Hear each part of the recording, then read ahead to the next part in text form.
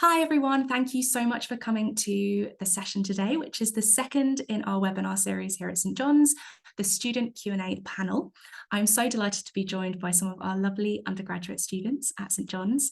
I'm going to ask them all to, before I ask them to introduce themselves, I would like to get a sense of who is in today's session. So I'm going to launch a poll called Who Are You? And I hope it doesn't induce existential dread, but I do want to know who you are in the sense of your year group.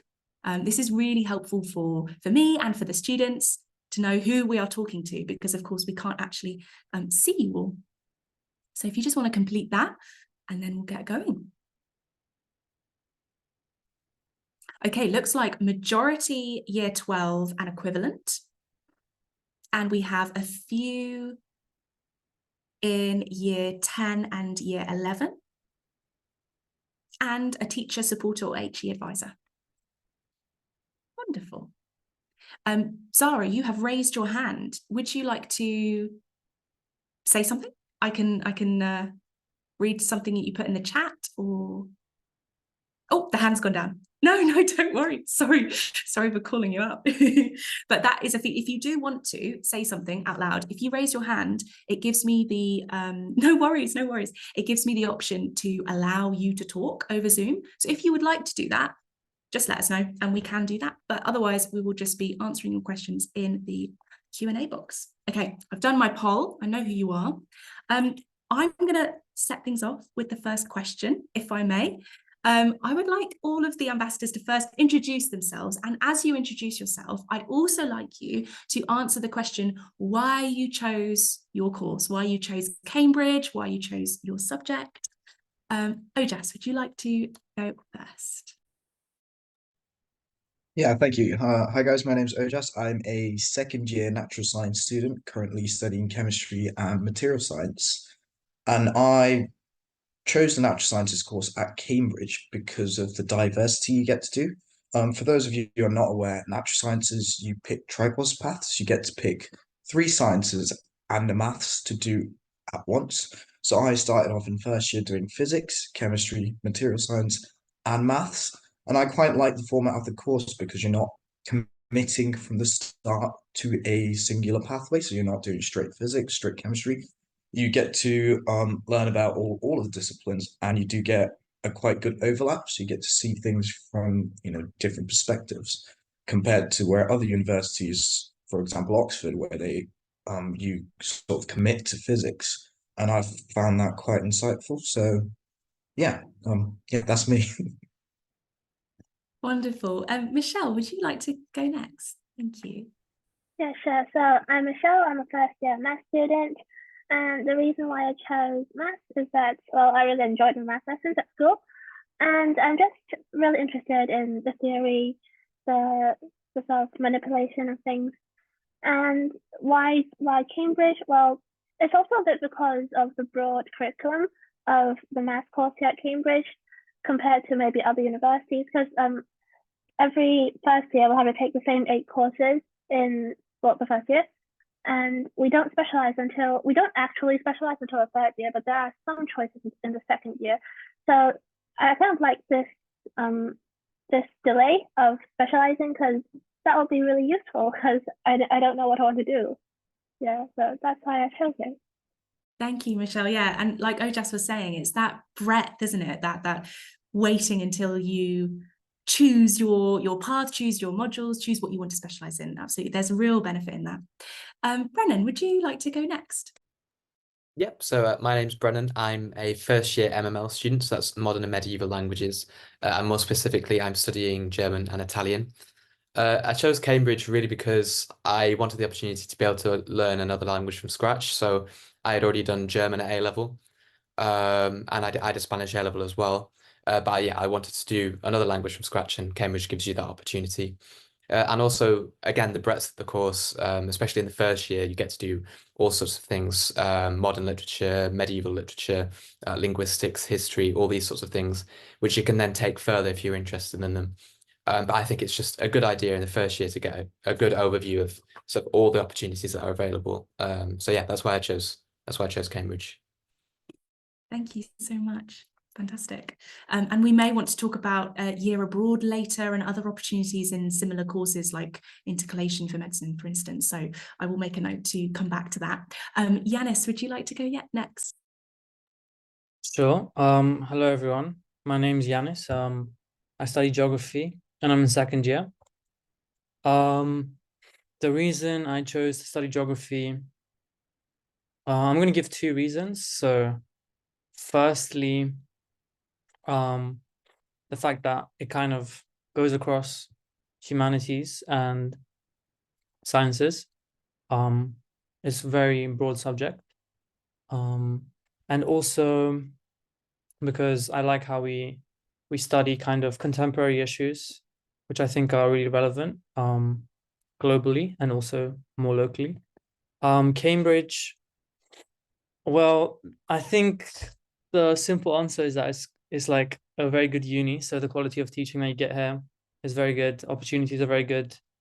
A bit more specifically, I am going to say the same thing as most other people, that you get to experiment with many different topics in your first year or first 2 years. You don't have to specialize, so I don't have to choose human or physical geography, which I might have to at other unis.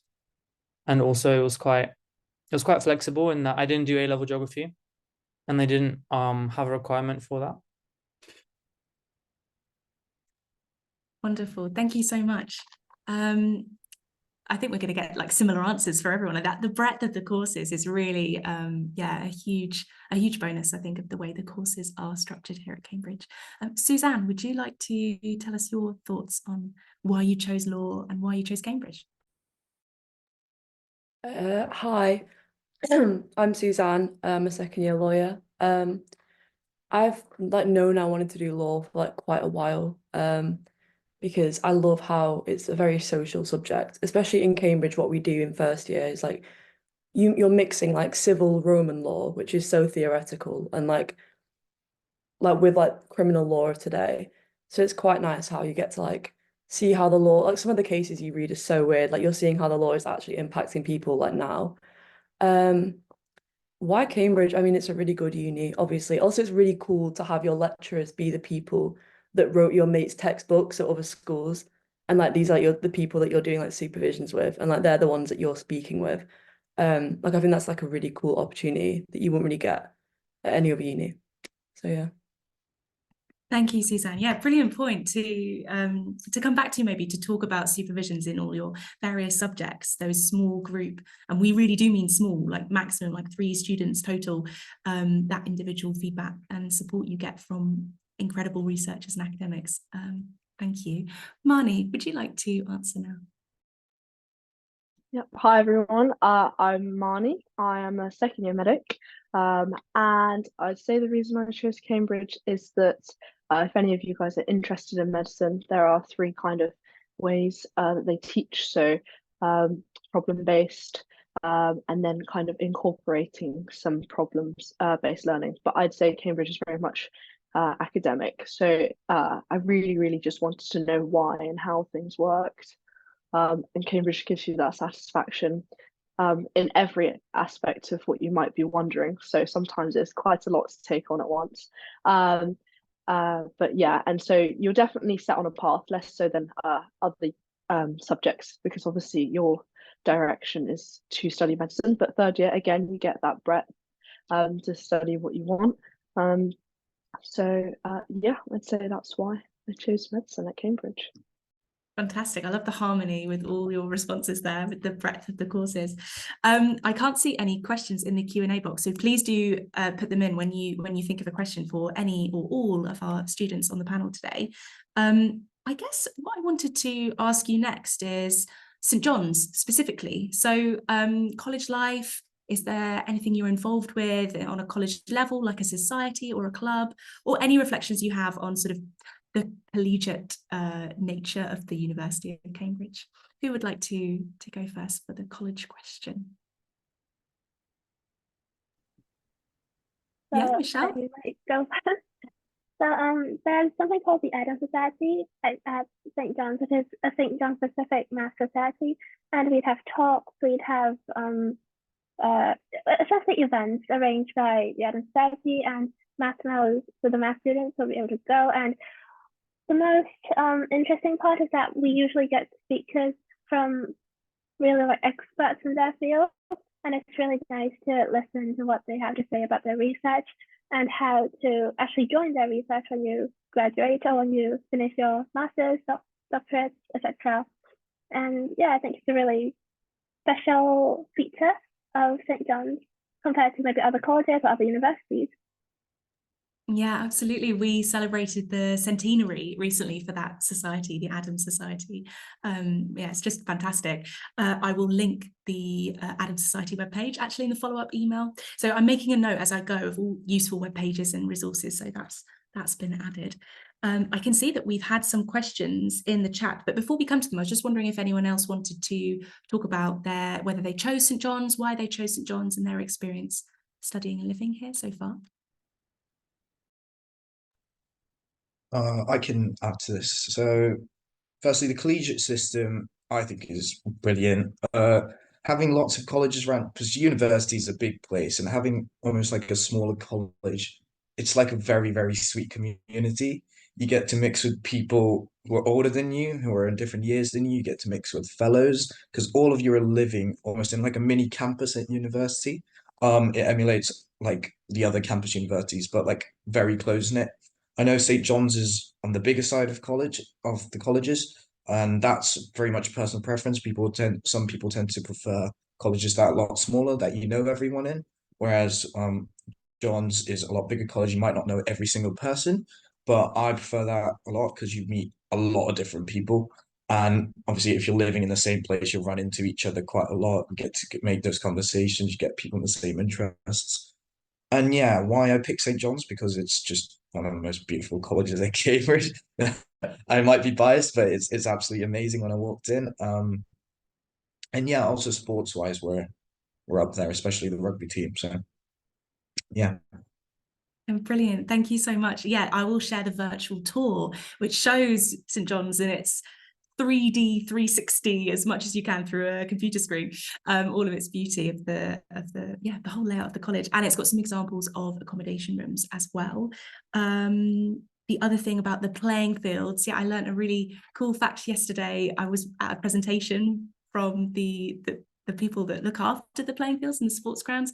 And yeah, just 4,000 registered users, I think, across the whole of the university and Cambridge. Really interesting. It's like 28 acres. Yeah, it's such a fantastic facility that we have here at St. John's. Suzanne, what would you like to say? I was just going to say on the point of it being a really big college, I didn't do too much research when I was applying on the colleges, but one of the things that I really cared about was having a bigger college, because I was quite nervous that I wouldn't like find my people in Cambridge, which I think a lot of people do worry about when they're coming here. So in my head, I was like, okay, the bigger the college, the more chances I'll have to meet different kinds of people. And I think it did really work when it came to John's. I love how big it is in terms of like you still kind of know everyone you see vaguely enough. But I think because the vibe of the college is so social compared to perhaps a lot of other colleges, it's like you're meeting so many people, but like in a really nice, like chill way, in a way that you can chat to them not in like a very academic environment. But yeah, also the point about the sports, like it's definitely, if you like sports, I would say John's is defo like one to go for. Yeah, is anyone here part of any sports teams at sort of a college level? Yeah, go on, Ojas. So I'm part of the rugby team for John's, and we are supposedly the most successful team in Oxbridge. I've never lost a rugby match since I've been here for my 2 years. So we've won the league last year and the year before I came. We've won the league this year. We won the cup last year, and we're in the semi-finals for the cup this year. Quite large dominance, and we also have quite a few players who play for the John's team that are playing for the university varsity matches that are going to happen. That have happened and going to happen. So that's quite good. Also, the boat club, I'm not sure if there's any other rowers here. That's quite good as well. They're currently participating in the bumps competition for Easter. For those who may follow rowing or not, rowing's quite big at Cambridge. And both our men's and women's the men's are in first place at the top the top division, and the women's, I'm pretty sure, it just went into second this morning. So that's also very big. I'm sure Yiannis has to add about football. Yeah, sure. I play football for the college team also. And actually it's interesting because Ojas was talking about the massive success John's rugby team have had.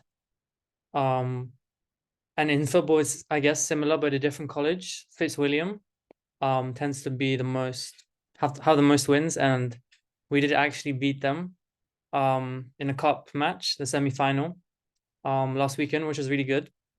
So yeah, the college league and the inter-college kind of matches, league and cup, is a really fun way to get involved in sport. You don't even need to have played the sport. They'll often be, for the more popular sports, like more than one team, so you can like go to the one that meets your ability. And then obviously if you're more into sport, yeah, you can join one of the uni teams, and it doesn't have to be from the start of your time there. You can kind of join the uni team throughout the year as you improve, or as you are prepared to join that, to like take a step up.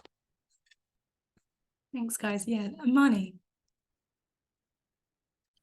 I was gonna say there's a lot of potential to start sports if you want to within college as well. So I know that in previous years squash, there just weren't as many students who were involved in squash, and then from about our year there are a couple an increase in numbers, and so there was a lot more involvement and activity in the squash society, for instance, and also just like Yiannis said, for football in rowing as well, there is maybe 8 teams in the first term per for females, and then 8 for males, because you start off as a novice, so it really doesn't matter if you don't know anything.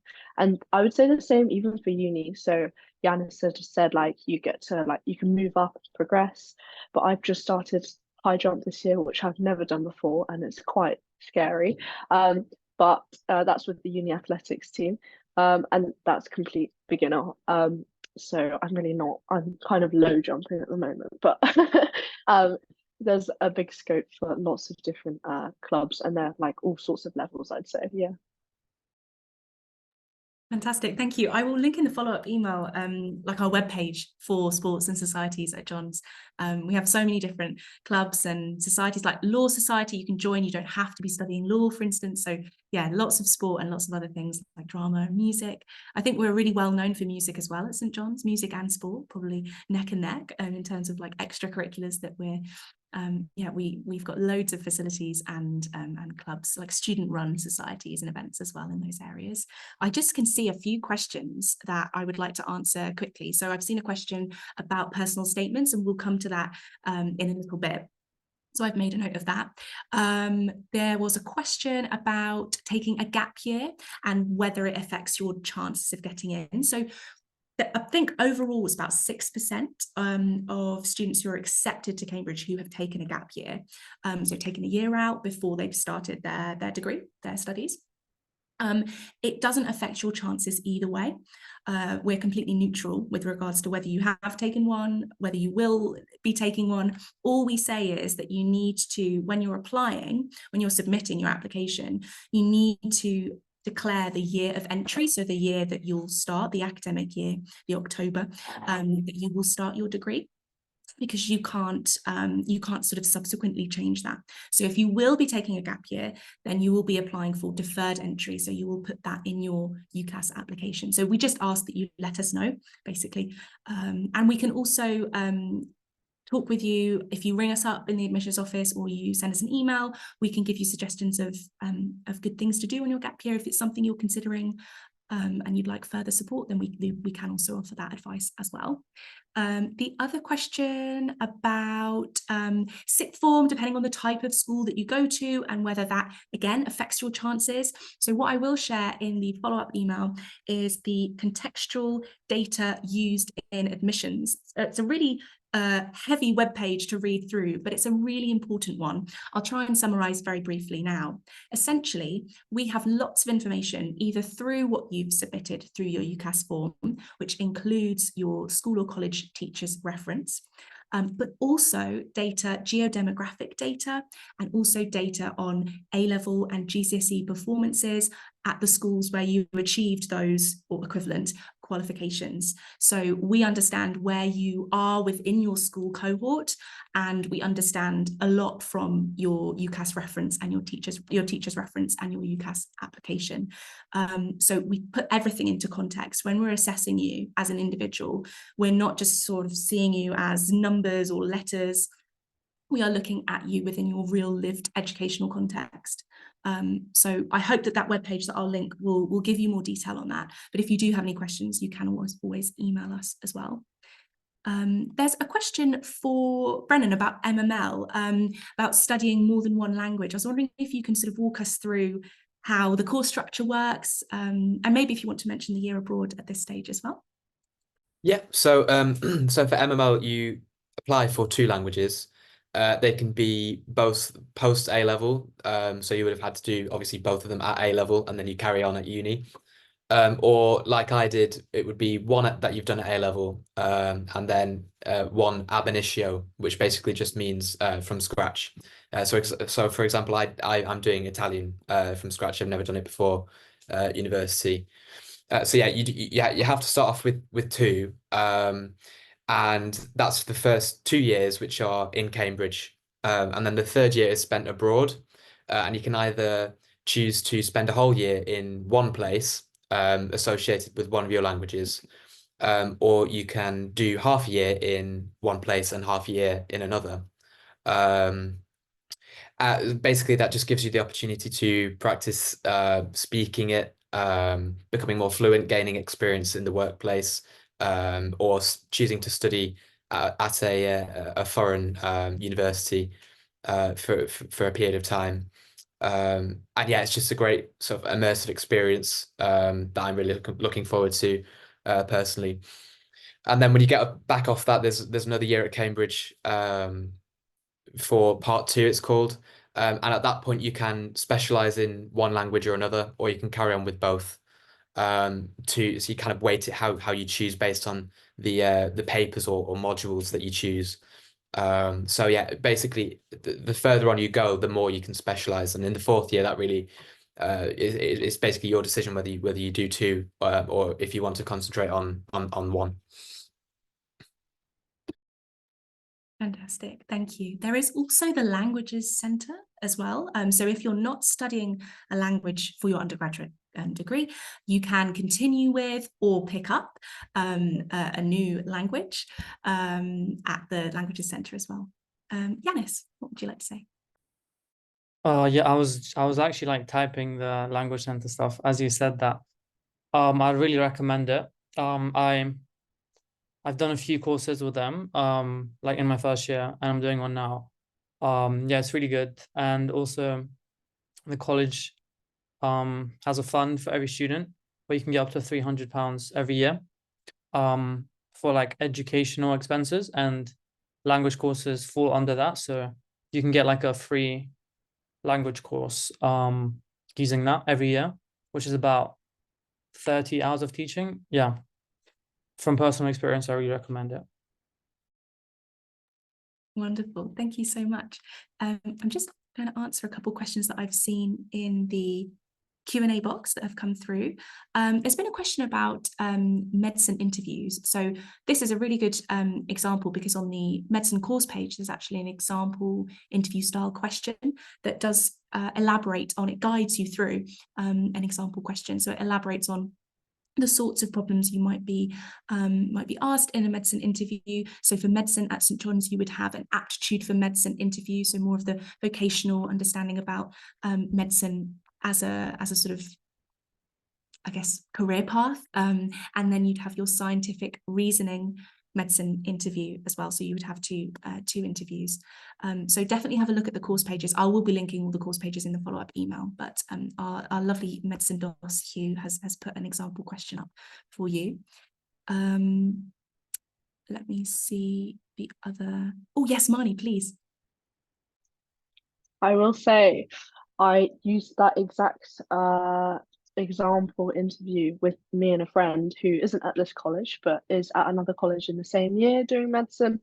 And it's really good to go through with a friend because it, at least for John's, because it will vary slightly by college dependent on maybe what their focus subject is. The essence of it is the same, is that you are trying to solve a scientific problem and apply what you know from either biology, chemistry, physics A level. And hopefully they won't give you anything that if you haven't done that specific A level. But I worked through that with my friend, and it doesn't matter if you get anything wrong, because I think both him and I got all of that wrong. And then in the interview, I also proceeded to get everything wrong first time. They just want to see that you have the capability to take on your information and try and apply it to the scenario that you are less or unfamiliar with. Yeah. Yeah, absolutely. It's all about, for all of our interviews, for all of the courses, it's all about applying that existing knowledge to something that's unfamiliar. It might be a passage from an author that you're familiar with, or it might be an image where you're not sure what the image is of, and you have to sort of use deductive reasoning and critical thinking. We're looking for you to demonstrate that kind of intellectual flexibility. It might also be an argument or a piece of evidence, and you might have to think about reasonings around that as well. So it could be anything at all. It will always be related to your subject area. It will never be something random. They're not trying to catch you out with weird trick questions. That was something that I heard many years ago, but that's just not true. The interviewers just want to see how you think. It's not just a test of like, how much stuff have you memorized from your A levels? It's how have you used all of the knowledge and all of the subject interest that you have for that course, whatever it is, and how do you apply that to these questions? So I saw a question about the medicine for extracurriculars. So I wanted to just touch on extracurriculars and supercurriculars. So extracurriculars, these are typically things like we've just talked about: sports, drama, music, all of the sort of clubs and societies and things outside of your academic studies. So that's what we mean when we say extracurriculars. For university applications generally, a lot of universities will look for in a personal statement. They'll look for some evidence of you talking about different extracurriculars, particularly because they can give you these transferable skills like time management, communication, things like that. These life skills that you can pick up in all sorts of ways through life. And we would recommend that you, in your personal statement, would include those in the context of your studies at university, your prospective studies. So this is because extracurriculars aren't going to affect the admissions decisions that we make at Cambridge. So we would look for your personal statement, and I think this is kind of answering the previous question about personal statements. We would look for that to be an 80-20 split between the academic subject interest and the extra co-curriculars for the 20. So the majority of your personal statement, which is only like a side of A4, so it's really not that much total anyway, we'd be looking for you to tell us what you've done, what you've read, watched, competitions, museums, anything at all that's relating to your subject interest. And that will be completely unique to you. So what I will share in the follow-up email is the supercurricular suggestions document, which is just like it sounds. It's a document, alphabetical list of our courses, and under each of those courses, you'll find a list of a range of media, podcasts, videos, recorded lectures that you can watch online, online courses that you can do. There's a really good one for law called Exploring Law on Future Learn. So yeah, that's what supercurriculars are. So that's what we're looking for. We're looking for students who have taken the initiative to delve deeper into their subject areas, following their genuine curiosity in that. I think there was a question about law, actually. Suzan, how did you prepare for your law interview, and how did you find your law interview generally? Quite early on, I saw on their YouTube they have like a example of what an interview is like, because I had no idea going in. So I kind of used that as my basis for like, okay, these are the questions that they probably will ask, and they were very like deep and like philosophical, and I didn't do law at A level, so I was kind of like, oh my God, like I'm gonna be absolutely awful. But before preparing for it, I kind of I backed everything I wrote in my personal statement about myself, and everything I'd read in my personal statement that I'd like said that I'd read, I'd actually had read. So if anything, because my interview was split into, I think it was like 2 half-an-hour chunks. So half an hour they would just give me like a random scenario and then ask me questions, not about law, but more about how I thought, which was actually a lot less scary than I thought it would be. Because I had no legal knowledge. So I was really, really scared about that. But then they were just like, what do you think about this? And it was more just my opinions. And I think that's what they were looking for. And then the second half of the interview, the other 30-minute slot, was just questions about myself, which I actually wasn't expecting at all. They were like, what do you do in your spare time? And I was like, oh, like, how do I make this sound really like professional and lawyery? But I was just quite honest. I told them about like what I enjoyed doing and like the books I read in my personal statement that I did find interesting. And they could probably tell that I'd read them because they were asking me questions and I was engaging. So I'd say preparing for interview, just make sure you've not put something in your personal statement that like sounds really good on paper. And then they like bring you up on it and you're like, actually, I haven't read it. I sound like I haven't read it. Um, I would also say like don't stress because they are really, really nice. Like I was so like I look at some of my supervisors now and I'm like, you're meaner to me now than you were in the interview. Like they were so friendly. And they know you're nervous and they know, especially if you haven't done law before, like they know you haven't done law. They've got your like profile application up. Um, so I would say like please just try and like just think that they want you to do well. Like there were questions that I didn't know the answers to and they would give me like prompts or like they would help me. So yeah, don't stress. Great, great advice there, Suzanne. Yeah, the interview is basically like a conversation, isn't it? It's they want to just hear from you. And I think I can answer another question relating to this about work experience, and someone's asked about law in particular. So I'll just give a sort of a summary answer for both of those. On our course page, the St John's course page for law, you'll see a full and complete answer about this. But essentially, we're not expecting you, if you're applying for law, we're not expecting you to have done any legal work experience before you're applying. We're not necessarily looking for you to have done that. If you have done some, or if you haven't, we're looking for your reflections on the role of law in all sorts of different events and current affairs.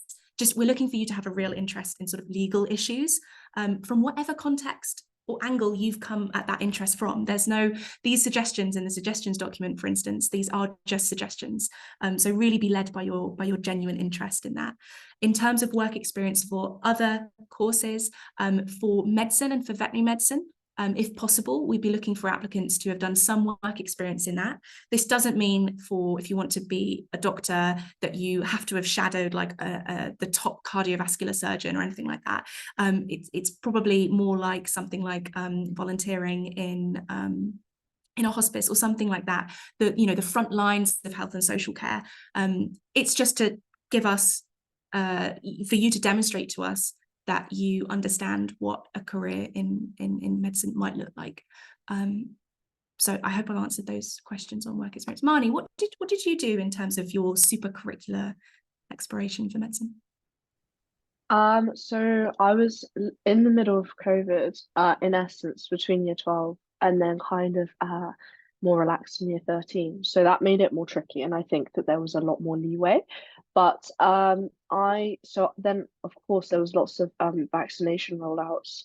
So I volunteered there a couple times to help with that. And it really wasn't anything medically involved, but again, like you said, demonstrating that you were interested and in helping health in both social aspect and academic aspect. And then I think I did just one day in the GP, which I think really isn't too difficult. You could literally probably contact your local GP and ask if they'd have you for a day. I think that's what I did. So I was quite stressed as well, being in year 12 and year 13. But now looking back, I don't think it's something to majorly stress about. As long as you've got something small, just maybe like a couple of days here or there, then that does the trick. Thank you. Would anyone on the panel like to reflect on the super curricular exploration that they did in preparing their application? Yeah, go on, Ojas. So I wrote most of my personal statement based on physics. So I started off because I started off very vague. I was because I had a great interest in the standard model, which is almost the building blocks of the universe. So the first place I went was YouTube, because everyone goes on YouTube. I just watched a bunch of I went down a wormhole of videos, just going like, oh, what's this, what's that. Main thing I found myself is just like I'd watch one YouTube video and then I'd question myself and be like, oh, why does this work? Why does that work? And then you'd kind of go to the next YouTube video, go to the next video like that. And then to accompany that, I also did a MOOC. I'm sure you guys know what MOOC is, a massive online open course. So we did waves, we do waves in physics A levels, and I wanted to build upon that. So I did a MOOC hosted by the University of Edinburgh, I believe, about astronomy and telescopes. So I almost used my basis knowledge of waves that I'd learned at school, and so it being actually applied, in a very real life scenario, and that was maybe I don't know, 6 weeks or so, but I found that quite interesting.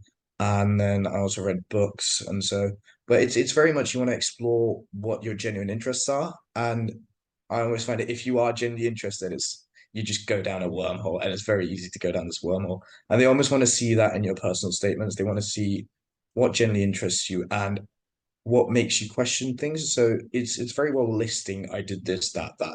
That's all right. But they want to see if you did this, what did that make you think? What questions did that pose after? What did you do next to answer these questions? And so they want to see that flow thought process. Yeah.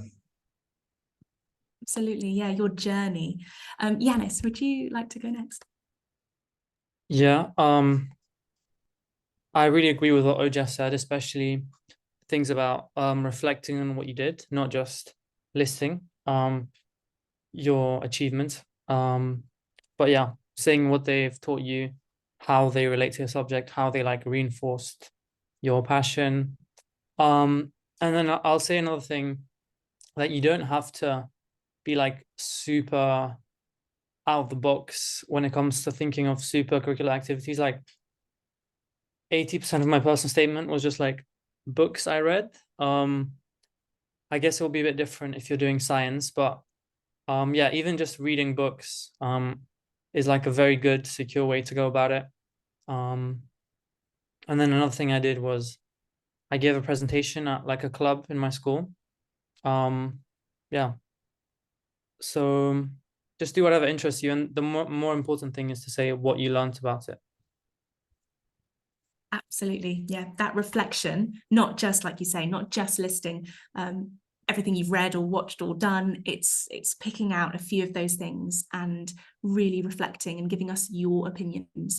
Would you challenge something that you've read as well? And even if you haven't challenged it in your personal statement, a good thing is to, after you've written your personal statement, continue reading and exploring around your subject, and think about how you might have a different view now that you've read or explored something else. So a different view to what you put in your personal statement. So it's that sort of that intellectual flexibility that we want to be demonstrating in an interview. It's the same sort of thing that will help you put together a personal statement as well. I've got Suzanne and Michelle's hands up. Suzanne, would you like to go first? Yeah, there's a question in the chat as well about supercurriculars for law. So I thought I'd answer that. I think, like Yiannis said, I think almost my entire personal statement was probably books. And it would be okay, a book I've read, what I thought about it, what I learned, what this made me read next. And like what Ojas said, it's kind of like a train of thought, because I know that there's a list of books that you can read on the Cambridge, John's, admissions, suggested reading, basically. And they're not really related to each other. They're just good books that you can read here and there, which I think is a really good starting point. Read one of those books and see what interests you. But I wouldn't recommend reading all of your reading from that list. I would say pick one book, maybe about women in the criminal justice system, and then you read it and you're oh, this really interests me. This led you to read this article, which led you to watch that TED talk and then that lecture. I think is probably the best thing, because then they know that you're actually really interested in this, rather than just ticking off boxes. And I would also say, because I didn't do law at A-level, and I know a lot of people don't do law and it's not required, and also they know that law work experience is really hard to get. I don't think there's any expectation of any kind of work experience or having had that Like if you have it, great. Like you can probably talk about it in an interview, but they're not going to penalize you for not having it. I did EPQ, which I wrote about as well because it was linked to what I was reading. And I don't think it like benefited me having an EPQ, but I think it definitely helped just like show that I cared about what I was talking about. Yeah. Yeah, absolutely. Thank you, Suzanne. That EPQ is one way of demonstrating that taking the initiative to delve deeper into your subject, this super curricular exploration. We at St John's have a poster competition. So you could also submit something for a poster competition or an essay competition. Michelle, would you like to go next? So my super curriculars were mocks, Olympiads, so a bit typical for the mathsy, sciencey things. So mocks, Olympiads, online lectures on YouTube, because that's where you look for videos. And also there's a thing that's specific for maths. You might do some step preparation, and throughout your step preparation, you might pick some problems that you solved, and you might want to explain why you like them because it's fun. And in particular, in my own personal statements, I remember putting down a particular integral and saying how fun it is to sort of manipulate it and to turn it into some form of series. I'm not gonna spoil the fun, but yeah, I think that is what I did for supercurricular. So I would recommend people, maybe future math students, to start preparing for steps like pretty early on, because it will be useful for your personal statement, it'll be useful for your interview, because they're just gonna ask you math questions and you would have had this problem solving mindset by then. And yeah, just immerse yourself in any sort of math or any sort of area of the subject that you like. And I suppose that will help, and put it on your personal statement. Yeah. Yeah, fantastic advice, Michelle. Thank you so much. I will link that STEP support webpage with all of those resources and guided problem solving. The Isaac Physics webpage is also great for all sort of maths-based sciences. It's got a whole bank of resources that you can delve into. Yeah, absolutely. And I think what you pulled out there is that you can use STEP preparation for this 6th term examination paper, which is the admissions assessment specifically for Cambridge Maths, but also it will help you to think of things that you're interested in, find new problems and new fun integrals to put in your personal statement as well. So having this kind of joined up, connected view of everything, I think is really important. And I'm definitely guilty of talking about individual parts of the admissions process very separately, because I want to make sure that I've explained each part to someone who's asking me a question, for instance. But actually, the things that you're doing in terms of revising for your A-levels will feed into the things that you might be interested to delve deeper into for your personal statement. That, of course, will be something that you might want to talk about at interview, and all of the revision and the sort of the subject exploration that you're doing will help you revise for your admissions assessment if you have to take one. So seeing them all as very connected and not just another thing I have to do, or this is a separate thing for me to get done, seeing them in that sort of joined up holistic way with the current subjects, your A-levels or equivalent, I think is really, really important. I'm conscious of time. I'm just going to double check if I had, oh yes, actually, I definitely wanted to ask you all about like your typical week. So supervisions, these small group teaching. Could we have one person for humanities, maybe Brenainn, do you want to go for humanities, arts and humanities, and then someone for the sciences? Brenainn, do you want to go first? Yeah, so for me, for languages, because I'm doing ab initio language, so from scratch, I have slightly more than other languages students. So I would say I probably have about 16 contact hours a week. So that means hours spent either in classes or in supervisions. So I've had, up until this point, lectures on literature for both languages, and then I've had grammar classes for both languages, and for both as well, oral speaking supervisions.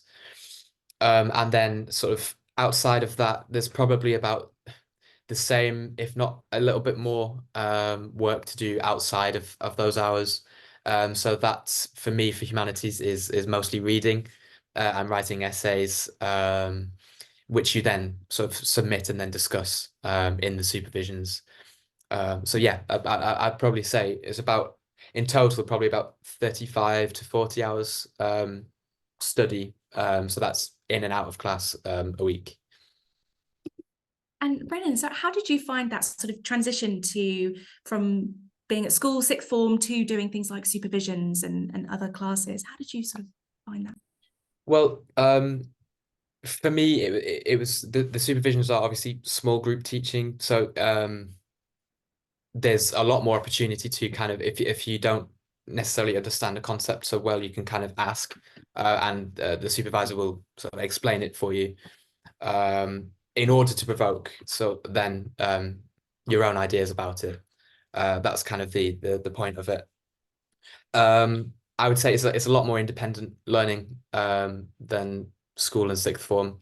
It's kind of there is a syllabus to follow, but there is a lot more freedom in terms of like what you can write about, the perspectives that you can look at, and the sort of angles that you can take on individual sort of topics and themes. So in that sense, it's a lot more freeing. And yeah, I think it's really enjoyable to be able to kind of discuss maybe ideas that you wouldn't necessarily have thought of if you hadn't sort of read it a little bit more widely about it, about whatever subject you're writing about in your essay.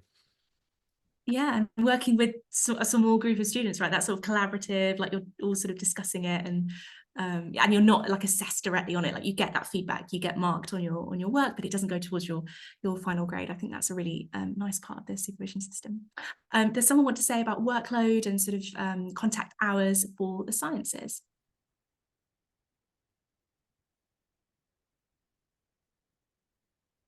Yeah, Michelle. Yeah.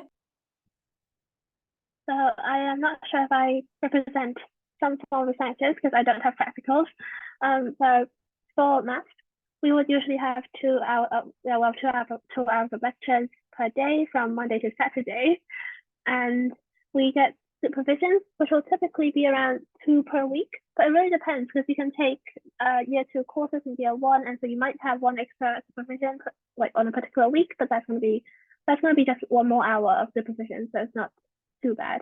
And for the rest of the time, you do your problem sheets, and that will take up the main chunk of your own private time, and it's fun. Well, you will learn as you do your problem sheets, and yeah, I pretty enjoy it. And yeah, I think that's the most typical week for me. So lectures, some supervisions, and a lot of self math work. Well, for maybe natural sciences, I'm not really sure, or like engineering, you might get practicals as well. So yeah, I'm not really an expert on practicals. So. No, of course. No, thank you, Michelle. That was really helpful. Ojas, would you like to come in with some? Yeah, so natural sciences, I'll talk about first year anyways. We had because you're doing the 4 weeks, so you've got 3 sciences and maths, you'll have lectures for all 3 sciences and maths, so I think it was 3 hours for each per week. So that's about 12. On top of that, you'll have labs for each of your sciences, which do take quite a lot of time. So I know the chemistry ones were about 5 hours a week, in one go. Physics was 4 hours a week, I think, and the materials was shorter. It was about 2 or 3. So you'll have the lab commitments. On top of that, then you'll have supervisions an hour each for all 4 of them as well.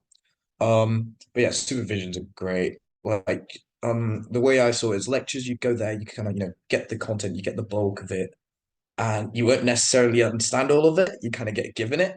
But supervisions is where I found I grow the most academically. It's for STEM or for natural science, I found it's mainly 1 and 2. Like it's a group, it's a peer review and a supervisor, and it's very much a conversation.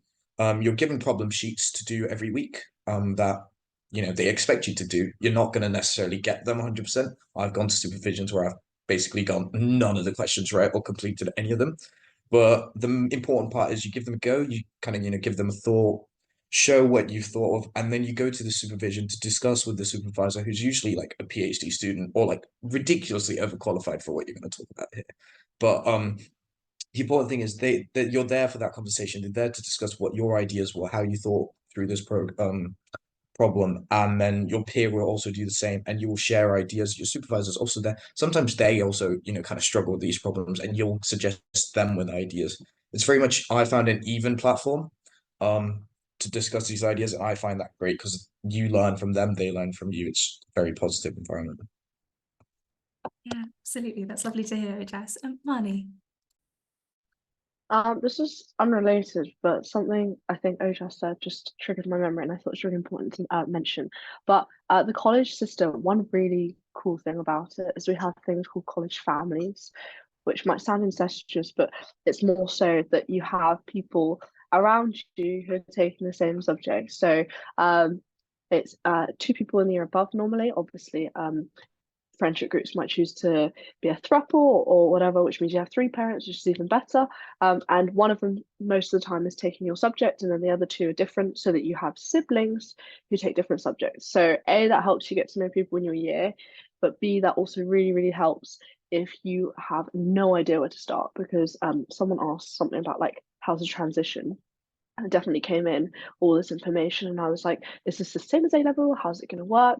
So to have someone as your first port of call in the year above, who's your designated mum or dad, is definitely very helpful aspect of college life. Yeah. Thank you, Marni. Yeah, definitely a really nice element there of that sort of generational help. Fantastic. I'm just going to quickly run through some of the questions that I can answer in the Q&A box. And I know that some of you are, our ambassadors have been typing responses to some of them as well. So thank you so much for that. So ones that we haven't got to yet. So yes, in terms of GCSE grades, I will link something that explains this more fully, but essentially, while we do see that a lot of applicants that are successful have high proportions of 7s, 8s and 9s at GCSE, we don't have any GCSE requirements for our applicants. So we would be making offers based on your A-level, your post-16 or A-level and equivalent grades and qualifications. And we look again at, like I was saying before, about school type, your GCSEs. We look at those grades, your performance in context, both your educational and personal circumstances, and also within the school cohort as well, where you sort of sat within that cohort. Another thing I will link, the entry requirements tab on the course page for every one of our courses. If you go on that tab for entry requirements, scroll down to the grey box. It's a really useful piece of information. It tells you for recent years the percentages, the proportions of students who achieved A stars and A's and in what subjects. So it's really helpful for you to get an idea of the competitive field, the gathered field, as we call it, of competitive applicants. So I've seen a couple questions relating to like grades and things like that. So that should help. If we haven't managed to get to your question today, please do send a follow-up email, either in response to the message that I'll send tomorrow with the recording of this session, and also the useful web pages and links that I've been noting down as we go through. So do send us a question via email if we didn't get to it. I did want to play a very small game. So I'm just going to share my screen, because I did promise in the first session that I would play this game with everyone who came to the February session. So let me share my screen now. It is a Cambridge Discoveries and Inventions quiz, I guess. Oh, let me try and make this. Hang on, let me do gosh, I've got so many things open. If I do slideshow and then a full screen. Hang on, that's very poor there. Let me try this. There you go. You should be able to see my full screen now. So you should be able to see 5 images. If you do need to go, because we've got to 6 o'clock almost, please do. But I wanted to play this game. So I want in the chat your answers to any of these images. So all of these images represent a Cambridge-based discovery or invention. So I'm going to have a look in the chat box and see what people think. Yeah, full caps, Alan Turing, yes. Number 1, the father of computer science, AI. Oh, yes, I think we've got those other ones as well. Number 3, Charles Darwin, evolution, absolutely. This is specifically about birds' beaks, the Galapagos Islands. Number 2 is gravity. Yes, can someone elaborate on number 2, perhaps? Does anyone know what that tree is?